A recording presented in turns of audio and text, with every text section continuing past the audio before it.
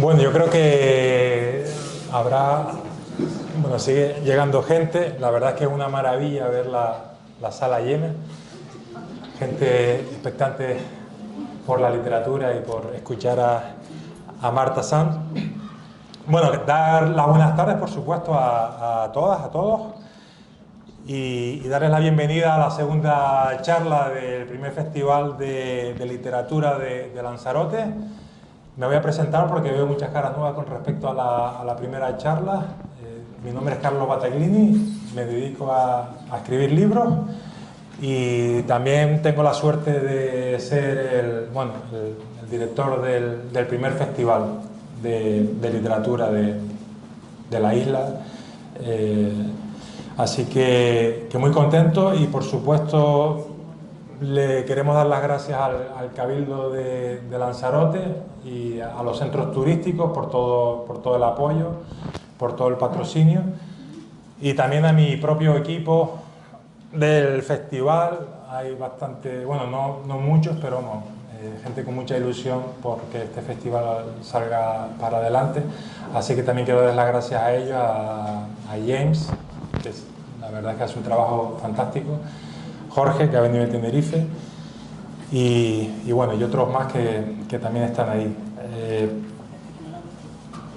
Para los que no vinieron a la primera charla, que tuvo lugar el 30 de marzo, yo voy a decir simplemente 3-4 frasecitas porque todos estamos locos por escuchar a Marta, pero antes de ello me gustaría decir que un poco hablar del festival. Tenemos pensado 6 charlas literarias con escritores de primer nivel. La primera tuvo lugar en marzo, hoy se celebra la segunda y luego en junio vendrá Benjamín Prado, posteriormente vendrá Sabina Urraca en septiembre, en octubre vendrá Andrés Newman y finalizará Jesús Marchamalo en noviembre. Les recomendamos que estén atentos a la web fdltl.es y a las redes Instagram, Facebook, y ahí vamos poniendo toda la actualidad del festival, los pormenores. Bueno, y dicho esto, es la hora de empezar a hablar de Marta Sanz. Nada mejor que continuar nuestro festival con ella. Hoy ha venido de Madrid, con retraso, el avión, no tú. Un poquito. Un poquito, pero bueno, al final está aquí de una pieza y dispuesta a hablarnos largo y tendido. Me ha resultado un poco complicado organizar esta charla porque Marta Sanz, a pesar de que es una escritora joven, ya tiene un bagaje literario muy vasto y con una obra bastante grande detrás, con lo cual a la hora de acotar y de resumir en una hora es prácticamente imposible. De todas formas, vamos a intentar exprimirla lo máximo posible y bueno, resumiendo mucho, y antes de empezar a bombardear a Marta, resumiendo mucho, decirle que es autora nada menos que de 15 novelas, de 3 libros de ensayo, de 4 poemarios, también ha ejercido el cuento, el relato. Es doctora en literatura contemporánea por la Universidad Complutense y bueno, se desempeña, como he dicho, tanto en novelas, poesía, cuentos, ensayos. También ejerce la crítica literaria, muchos la habrán leído también en Babelia, en El País, en Mercurio, con una revista chilena, si no me equivoco, Público, Cultural, y después tiene un sinfín de premios, el Ojo Crítico, el Premio Nadal, el Cálamo, el Tigre Juan, el Crítica de Madrid, el Herral de 2015, etcétera, etcétera. Bueno, antes de nada, bienvenida Marta. Muchas gracias, Carlos, y muchas gracias a todos vosotros y vosotras por estar aquí en este sitio tan impresionante. Ahora os diré que estoy más impresionada por vuestra presencia que por el sitio en sí mismo. Sí, bueno, la verdad es que como dije al principio, ver la sala rebosar, la verdad que dan ganas de seguir para adelante. De salir corriendo. Sí, bueno, al revés. Bueno, yo le expliqué a Marta un poco el formato de charla que queremos hacer. Nos gusta un poco el corte clásico, aunque no esté muy de moda. somos muy fans de Joaquín Soler Navarro, que fue un periodista que hizo un programa llamado A Fondo a finales de los 70 y principios de los 80, que bueno, muchos en esta sala, bueno, muchos, algunos se acordarán, y es un tipo de formato que no solo habla de literatura, sino que habla también de la vida de los escritores prácticamente desde que nacieron. Entonces, yo ya he advertido a Marta que la primera pregunta que le vamos a hacer es que nos hable un poco de... Bueno, sabemos que naciste en Madrid, pero que nos hable un poco de tu infancia, de tus padres, de tus veranos, de tu adolescencia, de instituto, universidad, antes de que empezase... tenemos un tiempo limitado. Eso iba a preguntar, ¿tenéis tiempo? Pero bueno, nos interesa todo eso, de manera obviamente resumida, y después ya te empiezo a preguntar cuándo empieza tu pulso literario y cuándo empieza toda esta locura en el buen sentido que, entre otras cosas, te ha traído aquí, un día de abril de 2023. Bueno, yo voy a intentar hablar de todas estas cosas sobre las que me ha preguntado Carlos, intentando enfocarlo un poco también desde una perspectiva literaria, intentando contar por qué mis padres, mis abuelos, mis abuelas, las personas que me rodean, mi marido, mi alumna Cristina Castro, que está ahí, que puede dar fe de mis actividades docentes desde tiempos inmemoriales, etcétera, etcétera, pues estas personas me han apoyado, me han arropado y yo creo que sin ellas no sería posible que yo hubiera escrito 15 novelas, ni no sé cuántos poemarios, ni no sé cuántos ensayos. Soy, desde el punto de vista familiar, una mujer absolutamente privilegiada, no tengo absolutamente ningún trauma. No tengo nada que reprocharle a mi padre en la época de la crítica al heteropatriarcado. Mi padre es una bellísima persona que me apoyó y me estimuló en todas las cosas que yo quise hacer en la vida. Ahora hablamos mucho de feminismo y él me entiende perfectamente. Y lo mismo podría decir de mi abuelo, ¿no?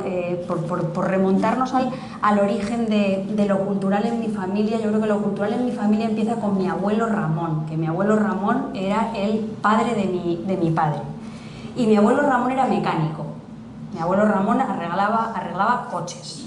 Y además de mecánico, era melómano. Y yo creo que era tan buen mecánico porque era un gran melómano. O sea, porque él tenía un oído con una estupenda afinación y cada vez que arrancaba un coche sabía exactamente la tripa que se le había roto. Mi abuelo era tan melómano y tan culturalista que tenía en el comedor de casa un retrato de una persona que él creía que era Tchaikovsky, por el que él sentía una enorme admiración por Tchaikovsky, porque además mi abuelo era muy fan de todas las artes siempre y cuando las artes fueran figurativas, realistas, o que él pudiera entender en una secuencia musical algo que pasaba y relacionarlo con el ballet y tal. Entonces él pensaba que ese señor era Tchaikovsky. Hasta que un día yo llegué y le dije, abuelo, este señor no es Tchaikovsky. Digo, siento mucho decírtelo, pero este señor que está mirándonos aquí comer desde hace lustros no es Tchaikovsky. ¿Quién es? Digo, es Pablo Iglesias. Pablo Iglesias es el del PSOE. El fundador. El de ahora, mi abuelo no llegó a conocer al de ahora. Y entonces dijo, bueno, pues tampoco me importa mucho. Y se quedó allí, pero vamos, el hombre estuvo con la música, otra parte, se quedó muy, muy traumatizado. Entonces, cuento esto de mi abuelo porque mi abuelo fue una persona muy consciente de que para sus hijos la cultura iba a ser un elemento de crecimiento personal e incluso un elemento de desclasamiento. Que lo que les iba a mi padre y a su hermano a hacer salir de ese mundo de los mecánicos y de esa clase media baja o de esa clase obrera, porque también mi abuela durante una temporada trabajó en una fábrica de perfumes en Madrid y estas cosas, era que estudiaran y que tuvieran inquietudes culturales. Entonces se puede decir que mi padre fue el hijo del obrero que fue a la universidad y mi padre ya es un profesional liberal que tiene muchas aficiones, tiene aficiones literarias, tiene aficiones pictóricas, escribe poesía, pinta cuadros, y mi madre es una lectora voraz y comprometida. Mi madre leía insultando a Madame Bovary por el pasillo. ¡Imbécil! ¿Cómo se te ocurre hacer eso? ¡Pero qué barbaridad! Entonces yo vi lo que era vivir los libros de verdad, saltar en la baldosa de Mary Poppins, que en eso consiste a veces leer un libro, oyendo a mi madre. Ay, pero unos cabreos, está en Madame Bovary. Pero yo creo que cuando se suicida esta se alegró. O sea, una cosa increíble. Entonces, yo tuve esa suerte. Yo nací en una familia muy estimulada y muy estimulante desde el punto de vista cultural. A los 4 años yo nací en Madrid, pero a los 4 años nosotros nos mudamos a Benidorm, lugar lisérgico e inspirador donde los haya.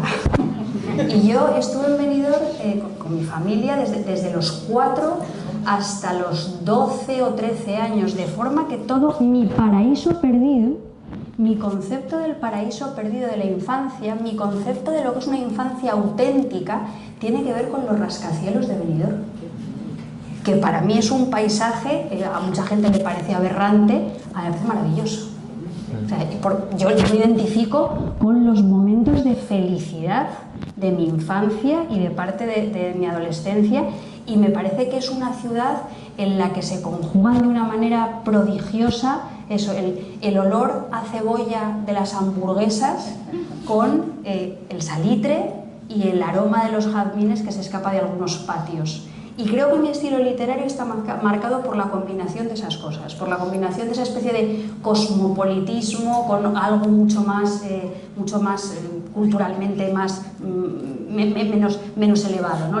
Lo paleto y lo pedante, digo yo muchísimas veces. Y eso es un poco, yo creo, lo que a mí me marca y define desde un punto de vista familiar e incluso desde un punto de vista geográfico, espacial. Sí, entonces, vale, te trasladas a Benidorm con 4 años nada más, cambias de comunidad a la valenciana, obviamente.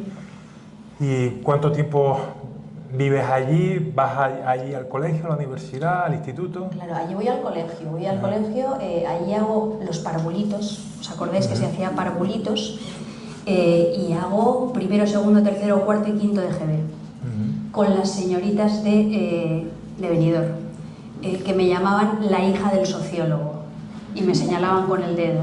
Ahí está la hija del sociólogo. Entonces yo en Benidorm viví una experiencia muy curiosa porque yo me quería integrar a toda costa, yo era una niña. Entonces y eso también se refleja en mis libros. Yo luchaba porque mis compañeras me aceptaran y yo luchaba porque quería ser normal. Mis padres no eran normales. Mi padre era sociólogo, mi madre era fisioterapeuta. Eran bastante hippies. Vinieron a Tenerife y conocieron a César Manrique por asuntos relacionados con lo del turismo y esto que estábamos hablando. En mi casa pasaban montones de personas. Yo qué sé, yo recuerdo una vez que estuvo en mi casa Paco Raval, cuando yo era muy pequeña. Había fiestas, salían, entraban. Mi madre fumaba, era guapísima. Mi madre era una mujer de una belleza, pero es espectacular. Esto también me ha marcado. Tener una madre guapa no es una cosa sencilla de sobrellevar, ¿no? Y claro, yo luchaba porque mi madre hiciera las mismas cosas que las madres que yo veía con mis amiguitas del colegio. Yo quería que me pusieran el babi del colegio y mis padres se negaban a ponerme el babi, me decían que yo con babi no iba a ninguna parte, me ponían faltas de volantes, estrafalarias y tal. Entonces, claro, mi crecimiento en Benidorm fue una especie de lucha por la vida que tenía que ver con homogeneizarme con cosas que a mis padres les parecían horribles. Yo me obcequé para hacer la primera comunión. O sea, yo tuve que hacer la primera comunión por narices porque yo quería ser como el resto de las niñas. Y recuerdo que hice la primera comunión con una guirnalda de flores azules. O sea, no me compraron el vestido de comunión que yo quería, me compraron un vestido azul. Nada de ir de princesa, ¿no? Entonces, eso marcó mis años de colegio, donde yo fui una niña muy feliz en realidad, porque yo en el cole estaba muy bien integrada con mis amiguitas. Todo eso lo cuento en una novela que se llama La lección de anatomía. Y a los 12 años o así es cuando regresamos a Madrid y entonces yo siento un desarraigo terrible de Benidorm. Te estaba hablando con Cristina de sus hijos. Yo, a mí a los 12 años me quitan, me sacan de Benidorm y me llevan a Madrid, y cuando yo comencé sexto de GB en un colegio en Carabanchel Bajo, en Madrid, muy cerca del río, y yo estuve cerca de 4 meses sin ir al colegio, haciendo pellas, novillos, lo que sea, escondida en un parque, leyendo. Y era rabia. Yo tenía rabia. Yo tenía una rabia terrible, y cuando me descubrieron, me acuerdo de una señora que iba a pasear su perro y tal, y llamaron al colegio y se montó porque yo salía todos los días, o sea, aprendí el arte del fingimiento. Yo salía todo el día con mi cartera, con mi bocadillo, llegaba a la hora a la que tenía que llegar, me volvía a ir a la hora a la que me tenía que ir, o sea, llevaba los horarios a rajatabla, y la única persona que descolgaba el teléfono de mi casa era yo. Por lo que pudiera pasar, claro. Entonces, eso también para mí, esa soledad, ese desarraigo y ese volver a luchar por la vida en otro territorio, claro, cuando tienes 12 años, también me marcó mucho. Aunque hice esa barrabasada, luego, al año siguiente, en séptimo de GB, otra vez, estupendo, o sea, ningún problema en el colegio. Es más, me hice la niña más popular del colegio, porque era una niña empollona. ¿A qué colegio fuiste? Fui a un colegio público que se llamaba Concepción Arenal, que estaba ahí justo en la glorieta de Marqués de Vadillo, y me hice una niña muy popular porque entre las niñas era popular, y los niños empezaron a admirarme mucho por haber hecho pellas y que no me hubieran pillado. Me convertí en una especie de heroína, y me lo pasé hasta octavo de GB. Pues muy bien. Y en octavo de GB nos mudamos de barrio, y entonces ya me volvieron a fastidiar. Volver a empezar. Y empezó otra vez mi lucha por la vida en otros ámbitos. Claro. Y ahí en octavo, entonces, cuando empiezas el instituto en otro barrio, entonces. Empiezo el instituto en otro barrio, que además empiezo, que ya es el barrio de Chamberí. Como veis, mi familia va progresando, va progresando adecuadamente, y entonces allí voy a un instituto público que se llama Nuestra Señora de la Almudena, que es un instituto público femenino. En esa época todavía había muchos institutos públicos que eran femeninos o masculinos. Bueno, yo evidentemente fui a un instituto femenino, en un masculino no hubiera pintado nada, y allí conocí a una de las mejores amigas de mi vida, que todavía lo sigue siendo, que es mi amiga Elvira, que bueno, sale en la lección de anatomía. Ahí yo cuento nuestras tropelías por el centro de Madrid, cuando salíamos, nos cogíamos nuestros primeros pedos, con perdón, teníamos nuestros primeros novios, yo la acompañaba a su casa todas las noches como si el novio fuera yo. Yo tenía que protegerla a ella, y ella a mí no me protegía de nada. Os diré que Elvira me saca 3 cabezas, o sea, que lo cual es una cosa completamente anómala. Y bueno, pues ahí ya después pasa la época del instituto, donde hubo un profesor que a mí me marcó mucho, que fue el señor Mesa. El señor Mesa era de Jaén, y había sido poeta y amigo de poetas, y a él le daba en la nariz que a mí la literatura me gustaba mucho, pero el señor Mesa era un profesor a la antigua usanza, que lo único que hacía era tomarnos la lección y ponernos distintos tipos de ceros. 0 con rabito, 0 en verde, 0 en rojo, 0 en amarillo, 0 subrayado, 0 irrecuperable, 0 con posibilidades de subir al 1, o sea, siempre era el maestro de los ceros. Y él no podía aguantar que yo fuera amiga de Elvira, porque Elvira era peor alumna que yo, y me decía siempre: señorita delincuente fugitiva, me decía siempre, era de Jaén el señor Mesa, señorita delincuente fugitiva, ¿usted cómo va con esa bandolera? Usted no puede ir con esa bandolera a ninguna parte. Y yo le decía: pero señor Mesa, pues es que es una chica muy maja y tal, igual. No, señorita, no, y tal. Bueno, al final el señor Mesa no tenía razón. Mi amiga Elvira superó sus estudios, y cuando publiqué la lección de anatomía, que ella sale citada específicamente, es el primer libro mío que Elvira leyó en 24 horas, por lo que a ella le concernía y por lo que yo podía contar de ella, y solo me pidió una cosa, Elvira. En ese libro, fíjate, ahí hablo yo de todos los calimochos que nos venimos, y toda la gente a la que conocimos, y todos los conciertos a los que fuimos. Lo único que le preocupaba a Elvira era que yo en una página había escrito que Elvira era una mala alumna. Y entonces ella tenía 2 hijos, claro. Y entonces me dijo, Marta, ¿te importaría cambiar mala alumna por alumna rebelde? Y entonces yo le dije, pues no me importaría en absoluto. Y lo cambié, y tan contentas, y tan felices. Y luego ya llegó la universidad. Luego de la universidad, pero antes de hablar de universidad también hay un asunto que hablamos esta mañana en el coche, que eres hija única. Sí. ¿Cómo va marcando el hecho de ser hija única toda esta muy mal, experiencia? Muy mal. Una cosa muy terrible, muy traumática ser hija única, sobre todo porque nunca me dejaron serlo. Porque como en Benidorm mi casa estaba siempre llena de primas, de primos, y yo siempre era la prima más vieja, nunca sentí que fuera hija única realmente. O sea, a mí me tocaba siempre, Marta, no seas egoísta, deja tus cosas, yo lo dejaba todo. Marta, no sé qué, cuida de tu prima. O sea, yo en realidad fui una hija única contrariada, porque me convertí en una especie de hermana mayor, tonta, que protegía a los más pequeños de la familia. Ahora siento que soy hija única, y de hecho lo soy cuando llega el momento de cuidar a mis padres. Claro. O sea, que he tenido todos los inconvenientes y no tengo ninguna de las ventajas, creo, pero bueno.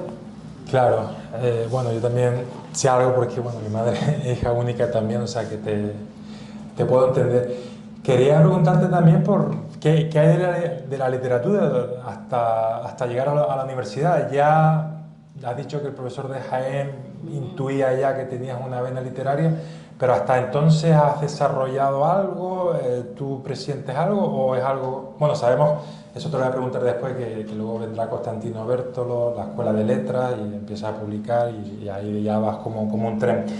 Pero antes de eso, antes de entrar a la universidad, que es donde te has quedado, ¿hay ya un intento literario por algún lado? ¿Una sospecha? Sin parar. Esto es una anécdota que he contado muchas veces, pero la vuelvo a compartir con vosotros porque me parece muy significativa. Hace relativamente poco tiempo, cotilleando en los cajones de la cómoda del cuarto de mis padres, porque ya sabéis que uno de los rasgos que tiene que tener una buena escritora es ser cotilla y quererse enterar de todo, y sobre todo de los secretos familiares o de las rutinas familiares o de lo que fuera, pues yo descubrí una caja en la que, quizá por ser hija única, mi madre tenía guardados mis dientes de leche.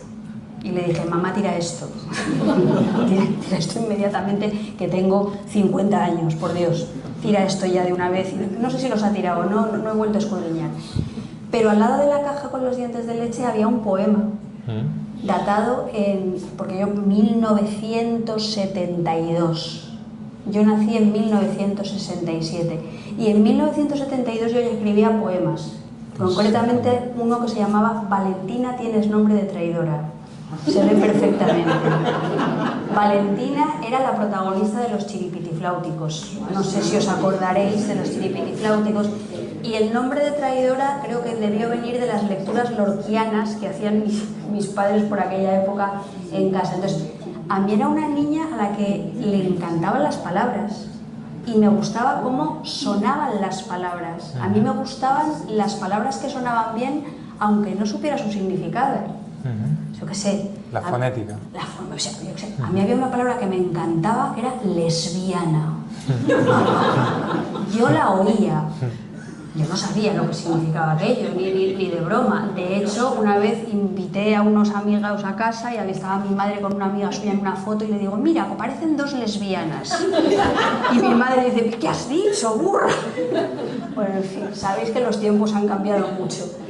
Pero bueno, a mí me pareció una palabra bellísima, lesbiana, libélula, caléndula.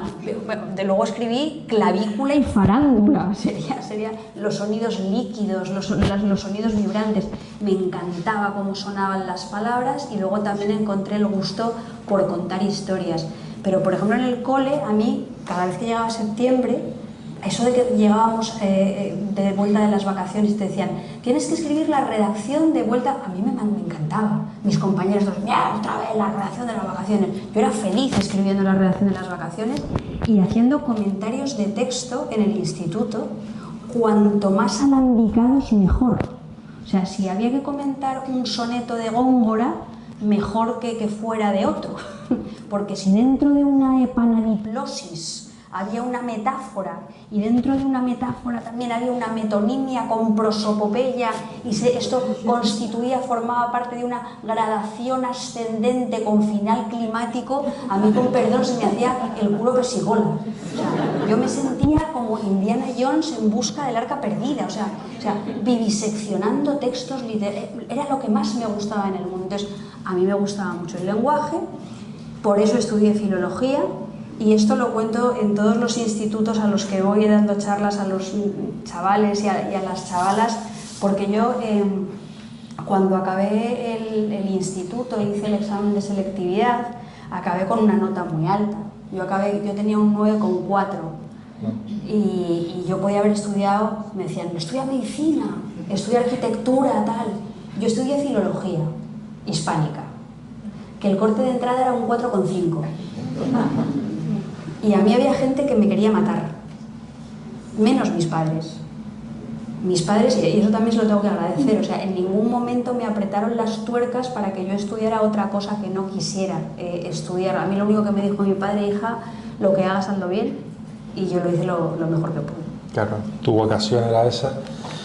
Y claro, ahí ya entras en la universidad y empiezas a estudiar filología, como acabas de decir, y ya se supone que te sumerges más en el mundo literario y bueno, y a los 25 publicas 2 años después de acabar la carrera, en teoría, ya publicas tu primera obra.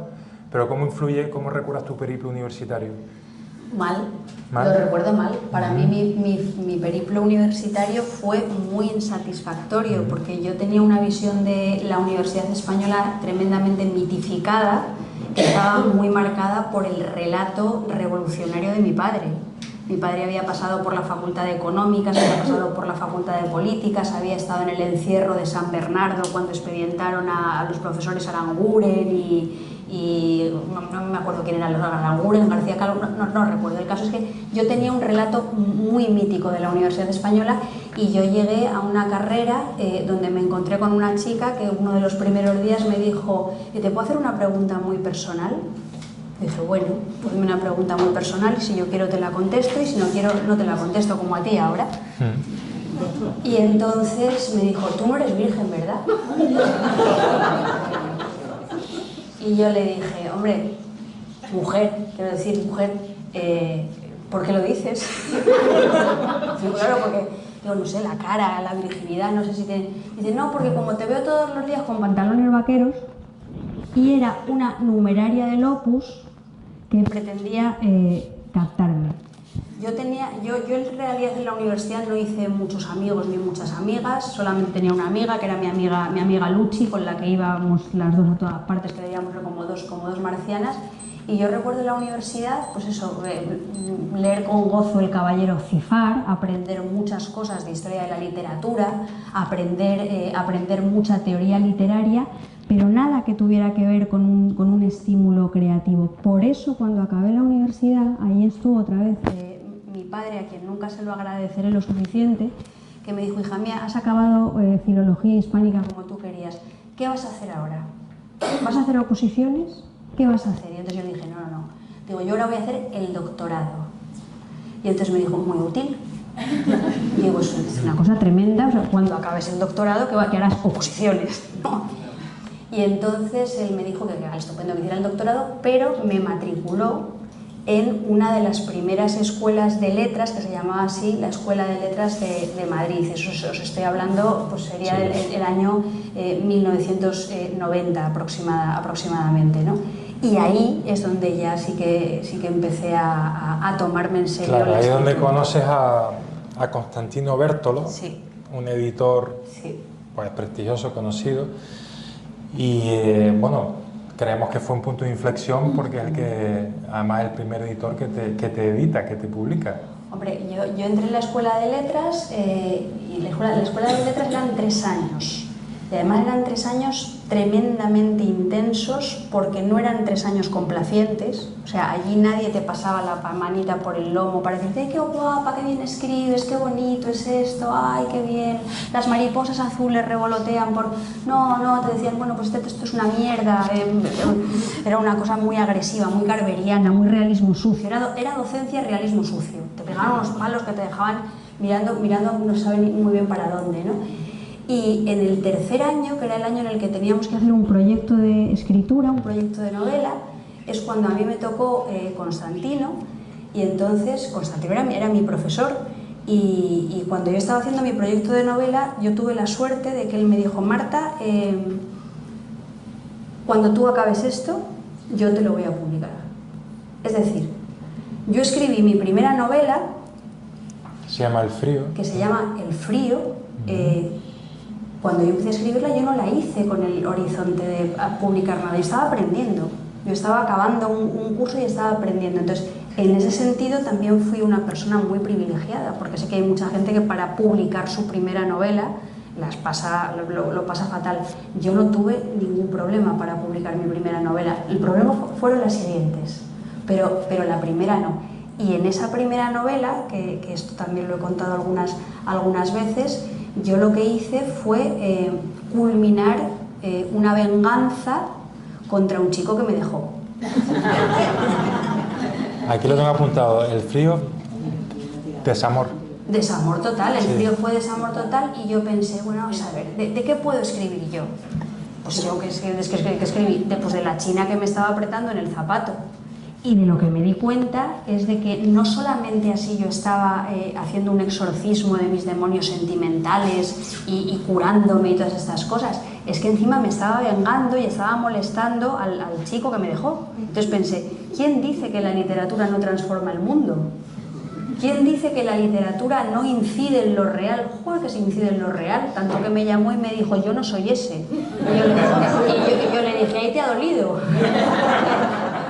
Fue una experiencia, la del frío, maravillosa, porque cumplí mis objetivos en la vida, me quedé como nueva, y además, ya bromas aparte, fue una novela que a mí me sirvió no para vender muchos libros, yo nunca he sido una escritora de vender muchos libros, pero me hizo visible para la crítica.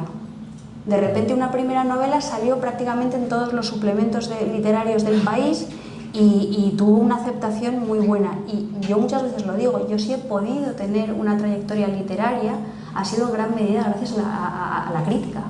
Claro. Bueno, y la ejerces también, la propia crítica, que eso es algo también que nos interesa, cómo pasa del rol de escritora a crítica, por ejemplo. Pues porque en realidad yo no hago crítica. Es decir, una persona que se dedique seriamente a la crítica lo que está es cuidando la higiene semántica de su comunidad y estableciendo una serie de límites para separar la paja del grano. Yo no hago eso, porque yo, por ejemplo, en muy rarísimas ocasiones hago una crítica negativa. Yo solamente hablo de libros que me interesan. Hablo de libros que me interesan y lo que doy es una interpretación desde un punto de vista seguramente muy letraherido, porque yo soy una persona que escribe y soy una persona que lee mucho. Pero no tengo esa especie de objetivo de convertirme en el barómetro, en el punto de referencia, en la prescripción para construir el canon. Es otra cosa como más de andar por casa. Entonces yo no me considero en realidad crítica literaria. Creo que yo no soy Carlos Bollero. Sí, bueno. A la hora del cine. Bueno, iba a decir algo, digo, de Carlos Bollero me lo voy a quedar. A mí me gusta Bollero. A ti también, creo, ¿no? Bueno, después del frío que publicas en 1995 empiezas a trabajar, a escribir muchísimo, ¿no? A mí como dije al principio, me ha resultado prácticamente imposible acotar toda tu obra porque es enorme. Pero bueno, lo he dividido en varias etapas. Ahí tienes el frío, que habla del desamor, después vendrá Lenguas Muertas, donde va de peleas de mujeres por la herencia de un hombre. Hablas también de por qué los hijos de los próceres de los 60 se han hecho conservadores. después hablas también de la clase media en decadencia en animales domésticos. O sea, casi siempre son temas como muy sociales, ¿no? Muy actuales, muy ideológicos también, porque eso es algo que también nos interesa. Tienes una implicación ideológica con la vida, con la sociedad. Y tú has mismo dicho que la literatura es siempre, al fin y al cabo, un poco de política. Siempre hay algo de política, ¿no? A ver si puedo explicar esto en corto. Sí. Vamos a ver. Yo creo que cualquier persona que utiliza la palabra en un espacio público y le dan la palabra en un espacio público está adoptando una posición. Adoptas una posición, hablas desde alguna parte. Incluso las personas que supuestamente hablan desde posiciones neutrales y asépticas están hablando desde alguna parte. El centro es alguna parte. La derecha, la izquierda, el arriba, el abajo, los hombres. Siempre estás hablando desde algún lugar. Entonces, yo creo que en ese sentido el discurso literario no es distinto de otros discursos. Yo hablo desde alguna parte y eso hace que mis textos sean ideológicos. Eso no significa que todos los textos sean políticos, porque si todos los textos fueran políticos, eso implicaría que ninguno podría serlo. Estaríamos neutralizando la posibilidad de la política. Yo intento escribir una literatura que sea política, pero que sea política por dos razones. Como decía Rafael Chirves, ¿no? Rafael Chirves decía que él era leninista y proustiano, y que no era incompatible ser leninista con ser proustiano, porque durante muchos años se ha considerado que la política o la visión política de los escritores, de las escritoras, contaminaba el sagrado altar de la literatura. Eso no es así. Entonces, yo soy una escritora política en el doble sentido de que yo intento abordar los temas de mi contemporaneidad, que a mí me duelen y que me parecen preocupantes. Yo he escrito libros sobre las fosas, he escrito libros sobre la violencia contra el cuerpo de las mujeres, he escrito libros sobre el vampirismo de las relaciones amorosas, he escrito libros sobre la precarización de las clases medias. O sea, escribo sobre asuntos que a mí me interesan y forman parte de nuestra realidad, pero además intento hacerlo con un estilo que sea atrevido y comprometido y que suscite preguntas en quien lo lee. Entonces, los libros políticos son políticos porque hablan del precio de las patatas, pero sobre todo son políticos, dado que estamos hablando de arte y estamos hablando de la literatura, porque asumen retos expresivos. Sí. Porque sacan a los lectores y a las lectoras de eso que se llama ahora tan pomposamente la zona de confort. Sí. Sí, eso también te quería preguntar, el estilo, ¿no? Porque en tu obra hay una clara voluntad de estilo y de crear un mundo, ¿no? Hoy hablábamos en el coche de que, bueno, es de las cosas más difíciles en el arte, ¿no? Que te reconozcan en cuestión de segundos. Borges inventó un mundo, el mundo borgiano, Kafka, Proust, que lo has nombrado, también creó el suyo.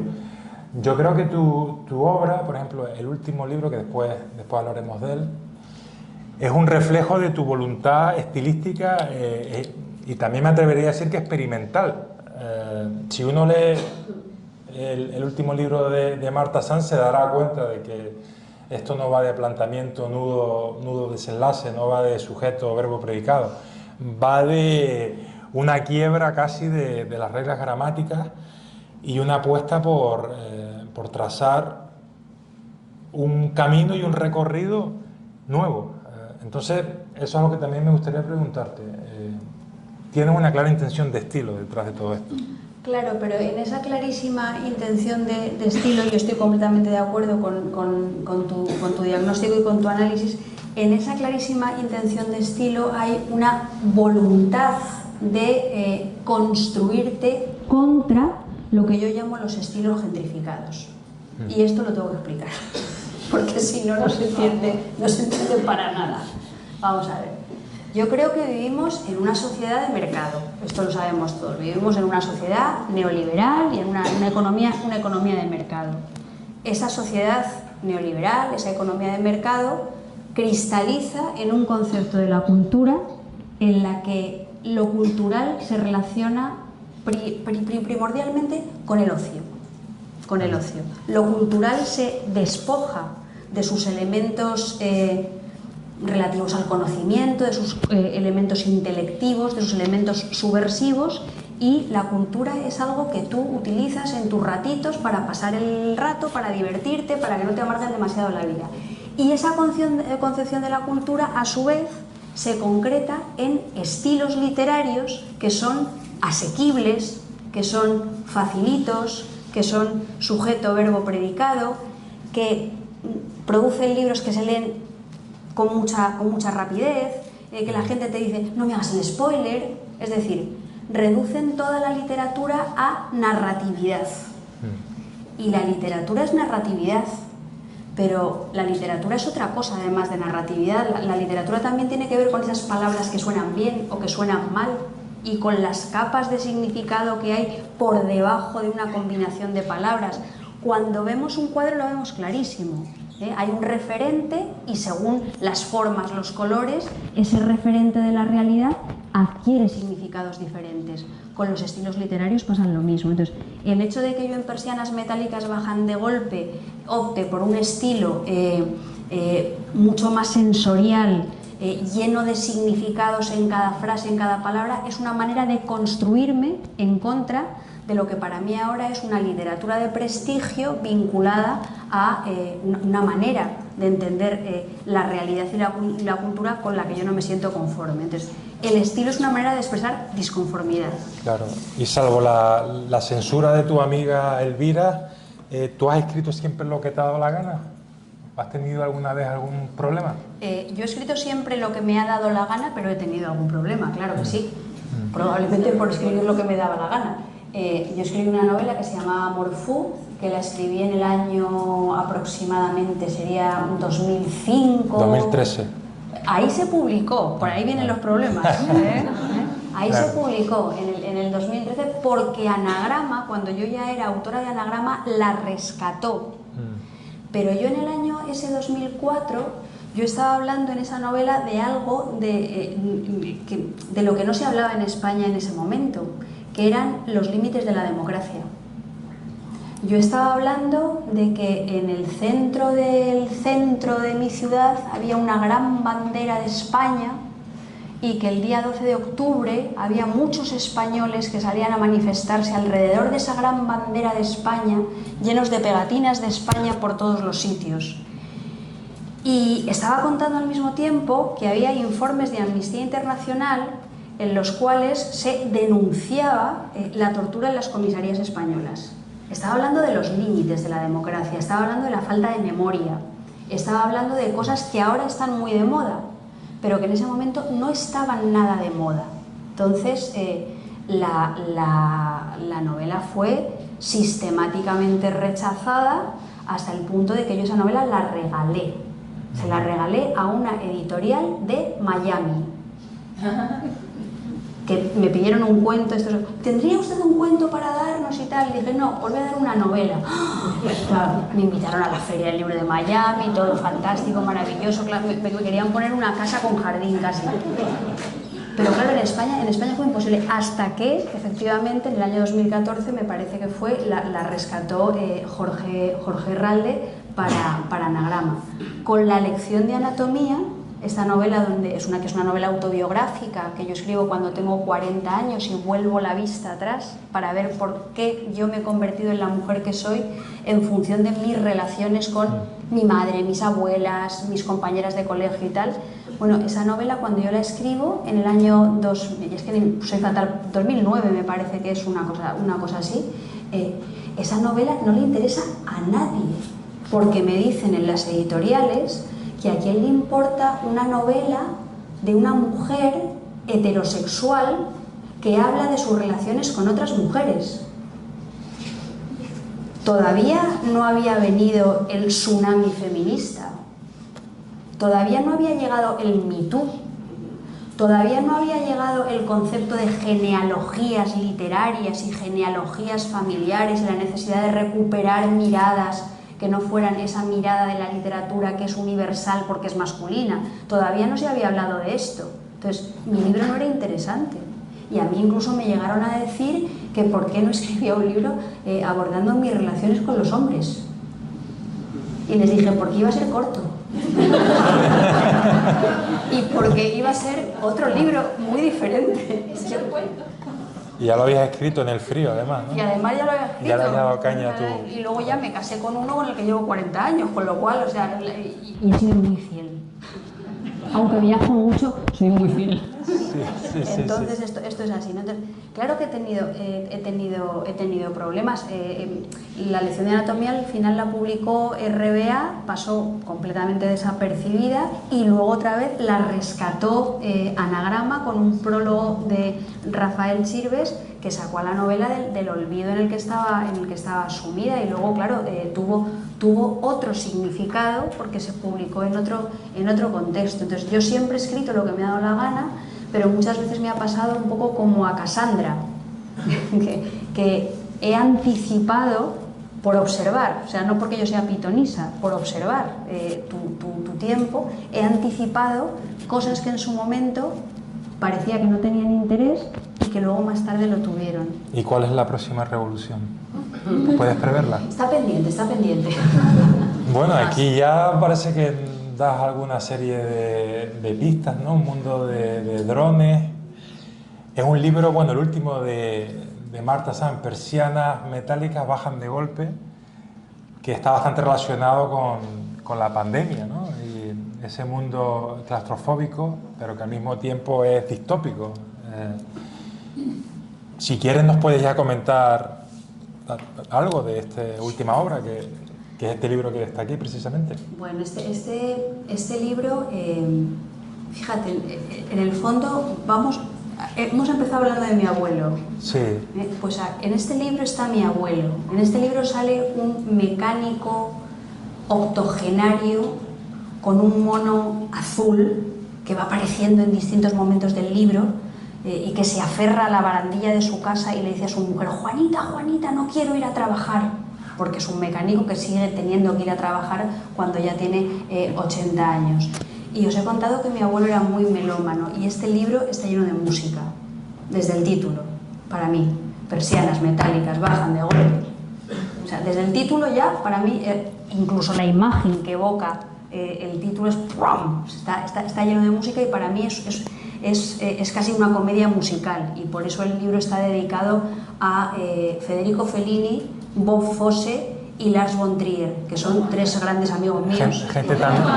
Bueno, y me encanta que pones en el exergo gente tan normal, ¿no? Gente tan normal. Como Federico Fellini, ¿no? Claro, son la... Y Lars von Trier. Mira, yo a estos tres personajes les estoy muy agradecidísima, no solamente por su visión musical de la realidad, sino por su capacidad para ser crueles y para utilizar la exageración como forma artística de visibilizar lo real.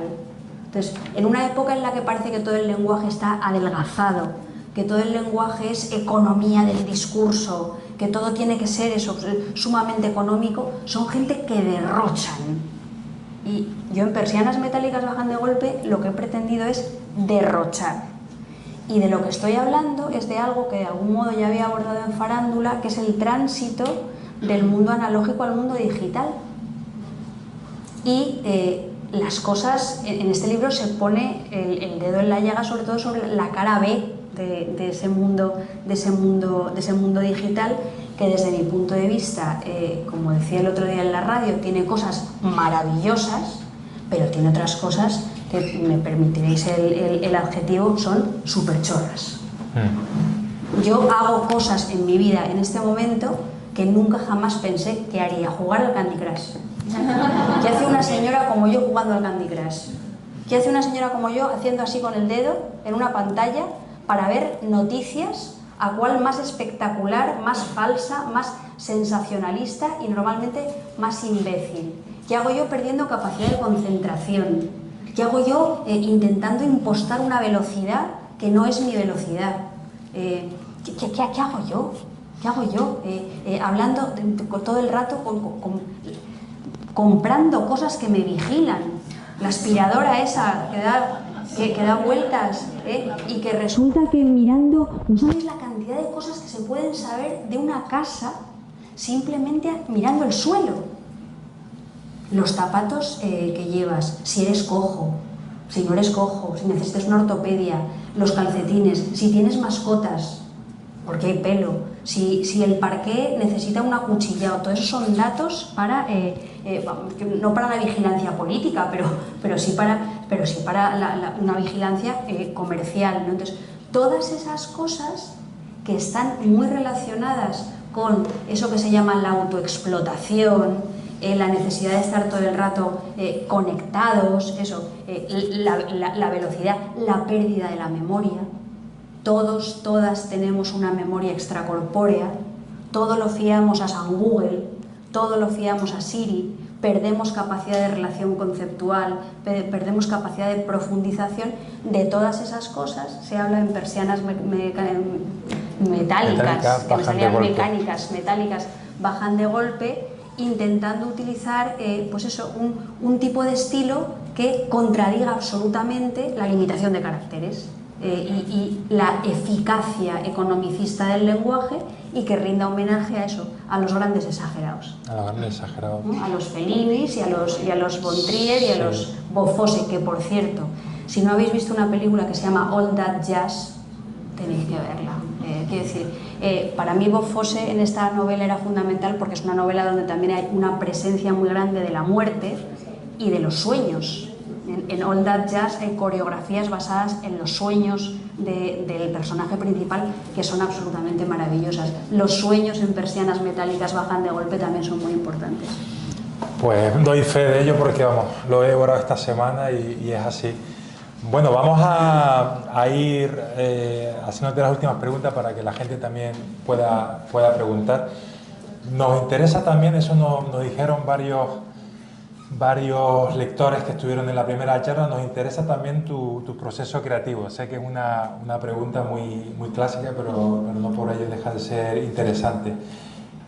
¿Cómo te organizas? ¿O cuándo prefieres escribir? ¿Escribes todos los días, por la mañana, por la tarde, por la noche? Cuando viajas para un festival, por ejemplo, en los aviones, ¿cómo son tus rutinas? Yo escribo así.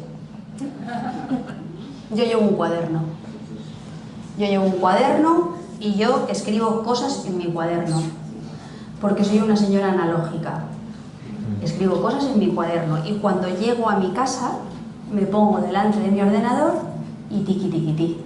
Aprovecho lo que yo creo que sirve de mi cuaderno y cuando ya lo he aprovechado, tacho. Y así ahora estoy escribiendo, y así escribo mis libros, o sea, no hay mucho más misterio, aunque sí te diré que yo creo que cada libro tiene su proceso específico de elaboración. Para mí no es lo mismo escribir una novela detectivesca que escribir una novela autobiográfica. Yo cuando escribo una novela autobiográfica cojo mi bolígrafo o cojo mi ordenador, empiezo por el principio y acabo por el final.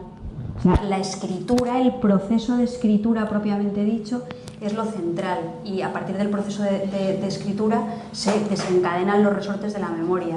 Sin embargo, cuando estoy haciendo una novela detectivesca, yo necesito hacer un mapa. Claro. Y dibujar las tramas y ver que cómo te has metido se mucho, bueno, tu personaje Arturo Sarco, te has metido mucho en la novela negra, es otro de los, bueno, no sé si nos va a dar tiempo, pero es otro género que te has metido con una trilogía, ¿no? de un detective muy poco convencional. Pero bueno, te dejo que acabes. Pues eso, que en una novela negra sí que hace falta un momento de preescritura más elaborado que en un libro donde tú lo que estás haciendo es tirar de tu propia experiencia personal y de tu memoria. Entonces, cada libro requiere un tiempo y unos procedimientos que en mi caso son muy diferentes. Y es verdad que mi proceso de escritura ahora está muy condicionado por el hecho de que viajo mucho. Claro. De que viajo una barbaridad, entonces te tienes que ir adaptando a las circunstancias. Claro, yo me acuerdo Leoncho García, que es un experto de ajedrez, que decía que él estaba entrenándose para jugar al ajedrez con ruido, porque sabía que su futuro, su vida iba a ser eso a partir de ahora. Claro. Yo creo que en tu caso a lo mejor tienes que empezar a acostumbrarte a desarrollar, bueno, que ya lo has hecho y lo haces de hecho porque publicas de manera muy regular, a escribir con una vida muy agitada, ¿no? Y con compromisos por aquí, compromisos por allá, pero claro, mientras tanto hay que seguir escribiendo. Pero fíjate, incluso cuando no tenía una vida literariamente tan agitada, precisamente por no tener una vida literaria tan agitada, yo daba clases. Y yo me pasaba, o sea, Cristina, por favor, o sea, yo me preparaba mis clases y me curraba mucho mis clases. Yo era una profe, tampoco tenía mucho tiempo libre para ponerme a escribir, ¿no? Y siempre he sido una escritora que ha escrito con las ventanas abiertas. Yo sé que hay gente que escribe con casco de obra, o sea, no con casco de obra, con estas orejeras que se ponen los señores para no oír el ruido. Yo conozco escritoras que escriben con sus orejas tapadas para crear esas condiciones de silencio, ¿no? Yo escribo con la ventana abierta. Pues mira, aquí la tenemos abierta. Como debe ser. O sea, que, sí, señor, la ventana bueno, vamos a pasar a las preguntas del público. Nada, es el turno de ustedes. Preguntas que le quieran hacer a Marta Sanz. Mira, allí uno al fondo. Sí. ¿Qué tal? Buenas tardes. Hola, buenas tardes. No hace falta, yo creo que mira, hace tiempo, no hace mucho, el Teatro del Barrio de Madrid pues, tuvo una lectura pública de tu obra, la Clavija. Era para ver cómo fue esa experiencia a través del público, cómo reaccionaba, si podía intervenir de forma natural leyendo parte de alguna página, cómo lo viste tú. Y ahora traslado a Carlos si ese tipo de experiencia se podía trasladar aquí, a Lanzarote, como por ejemplo en el Almacén, traer a algún escritor y hacer una lectura pública de una de sus obras. Y dentro de ese Teatro del Barrio, que ya sabemos un poco las características ideológicas que tiene esa institución cultural en Madrid, pues cuál es el papel del intelectual, de la escritora, del artista, en estos momentos de desinformación y de manipulación total.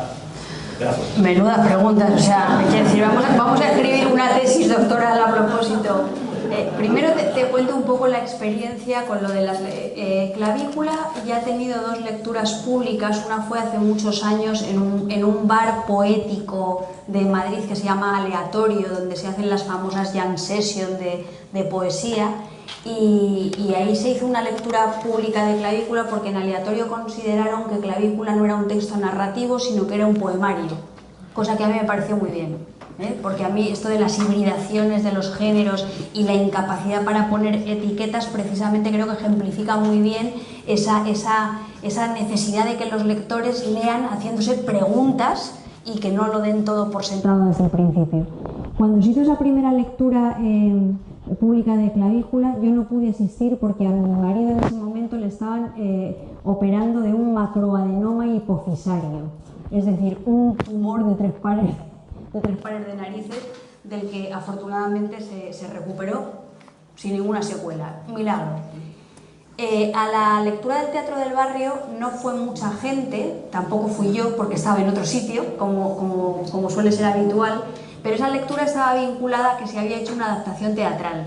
Había una compañía de Zaragoza que habían hecho una adaptación teatral de Clavícula que estuvieron representando durante 3 días y entonces a partir de ahí surgió todo.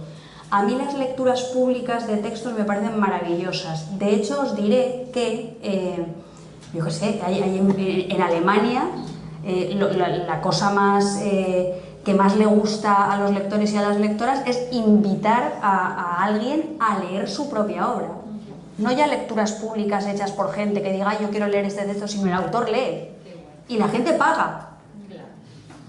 O sea, la gente se compra una entrada y paga por ir a oír, o sea, alucinógeno.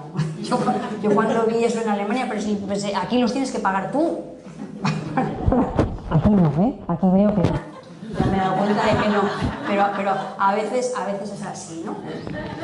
Y respecto a lo que hablas del papel, vamos a ver.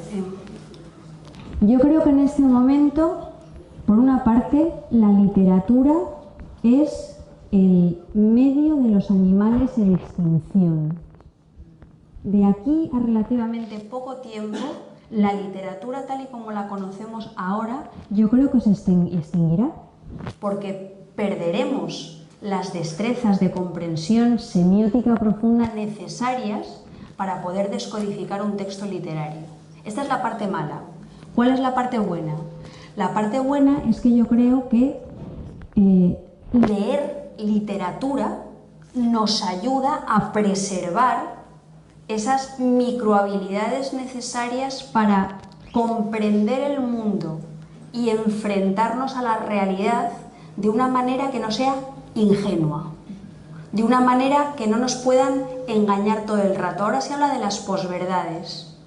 Yo creo que la literatura, los procedimientos de lectura literaria, la capacidad de leer espeleológicamente, a ti te hace ser más hábil a la hora de dilucidar de una manera crítica otras cosas que suceden en el mundo. Entonces, para mí esa potencialidad de la literatura, de la poesía, de la narrativa, me parece absolutamente fundamental para conservar una parte de nuestros ser humanos que si no perderemos.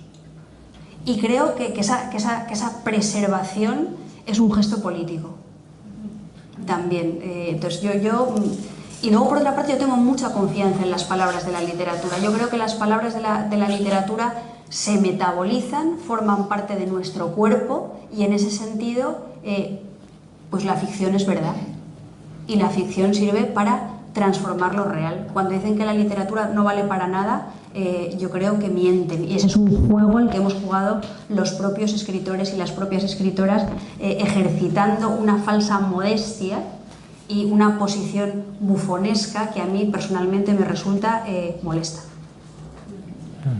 Porque se puede ser muy divertida, y se puede ser muy cómico, y se puede tener mucho sentido del humor, pero eso no significa que tú estés minusvalorando la capacidad de penetración social de tu trabajo. Si eres tú el primero que la minusvaloras, pues apaga y vámonos. Sí. De hecho, ya hay libros, hay un libro de Jorge Volpi que responde a esa pregunta: ¿para qué sirve la literatura? Y lo explica de manera no solo narrativa, lingüística, sino también sociológica, o sea que está demostrado. Hay una cosa muy interesante: cuando a los niños en los institutos se les dice lee literatura que te harás mejor, no, o sea, leer literatura no garantiza que vayas a ser una buena persona. A lo mejor te conviertes en un cínico depravado y en una persona completamente abyecta y amargada y ¡buah!, asquerosa. O sea, quiero decir, leer literatura te puede servir para ser el arcángel San Gabriel o Adolf Hitler. O sea, no tiene nada que ver con la bondad, pero sí que tiene que ver con la capacidad, insisto, de diferenciar. Y tú eliges. Pero desde luego eres una persona menos maleable y menos manipulable que si no desarrollas el tipo de estrategias que exigen la lectura comprensiva de los textos literarios. Bueno, pues creo que vamos a pasar a la última pregunta, si la hay, y vamos a ir cerrando ya. Sí, en relación un poco siguiendo el hilo y esta resistencia, me gustaría saber tu opinión sobre la amenaza que ahora se oye tanto, ¿no?, para la creatividad de la inteligencia artificial, ¿no? Bueno, en ese sentido, ¿no? Claro, porque la inteligencia artificial está entrando en el momento que está saliendo todo esto que has señalado, ¿no? Esa capacidad de utilizar el lenguaje como herramienta de profundización y de distinción también de lo que es humano, no sé. Vamos a ver, en la novela que yo he escrito precisamente se habla de cómo a medida que las inteligencias artificiales sofistican y amplían su acervo léxico, y en ese sentido se supone que amplían una posibilidad argumentativa y, llevándolo al extremo de la ficción, construyen una sentimentalidad, en paralelo a eso parece que los seres humanos adelgazamos nuestro acervo léxico, adelgazamos nuestra capacidad de pensamiento y adelgazamos también nuestro mundo emocional. Y fijaos que hay muchos adolescentes y hay muchos niños que están sumidos en la tristeza. Fijaos que tenemos una tasa de suicidio infantil que es una cosa aterradora y de la que no habla nadie, o o habla muy poca gente. Entonces, yo en esta novela intento reflexionar sobre esto sin tener las cosas claras porque no las tengo claras. ¿Me molesta a mí lo que hacen las inteligencias artificiales en este momento? En la medida en la que quitan puestos de trabajo, sí. Como jugueteo, menos, porque creo que hay seres humanos responsables y conscientes que juegan a hacer ejercicios de bestsellerización de la literatura que para mí son más empobrecedores que lo que hacen las inteligencias artificiales. Y creo también que lo que nos diferencia de la inteligencia artificial, y esto se lo dedico a Cristina específicamente, es el derecho a la pereza. No hacer. Los seres humanos todavía tenemos ese derecho a la pereza que no tiene nada que ver con esa inteligencia artificial que procesa un input algorítmicamente y sale otra cosa que no es original ni es nueva, porque claro, lo que pueden hacer las inteligencias artificiales por el momento son todo construcciones epigonales.